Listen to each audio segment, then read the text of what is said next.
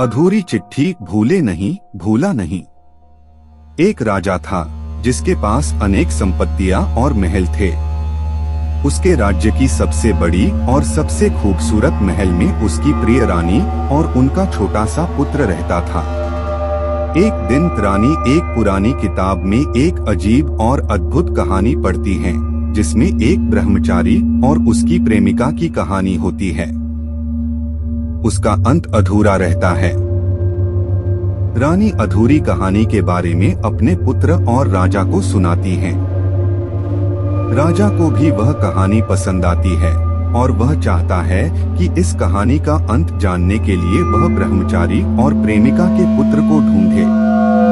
राजा और रानी अपने पुत्र को उस कहानी की खोज में भेजते हैं। पुत्र अपने मित्र सहित उस अजीब कहानी के पुत्र की खोज में निकल पड़ते हैं। वे अनेक देशों का भ्रमण करते हैं और अनेक आध्यात्मिक और राजनीतिक संघर्षों का सामना करते हैं।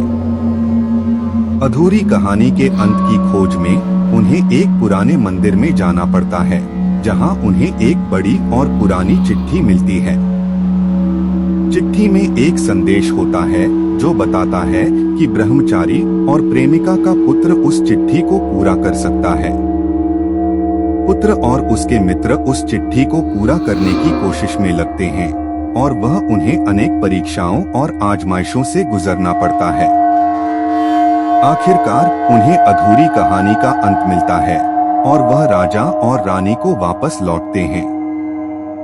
राजा और रानी खुश होते हैं और उन्हें प्रेमिका की कहानी का अंत जानने में मदद मिलती है। वे अपने पुत्र को धन्यवाद देते हैं और उसे अपनी सबसे अच्छी और सबसे खूबसूरती से तोहफा देते हैं। लेकिन जब राजा और रानी के पुत्र चिट्ठी को खोलता है तो उसे अदृश्य और अजीब सा लगता है।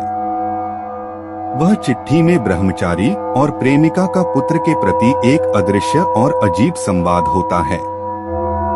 चिट्ठी में लिखा होता है, तुम्हारा जीवन एक अधूरी कहानी है। तुम अपने जीवन को पूरा कर सकते हो या फिर उसे अधूरा रहने दो। तुम्हारे पास विकल्प है।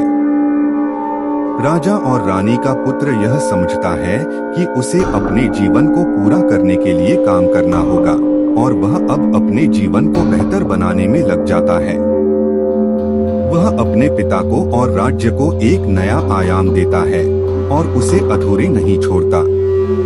इस कहानी से हमें यह सीखने को मिलता है कि हर व्यक्ति के जीवन में अधूरापन होता है और उसे पूरा करने के लिए हमें अपने आप को समर्पित करना होता है।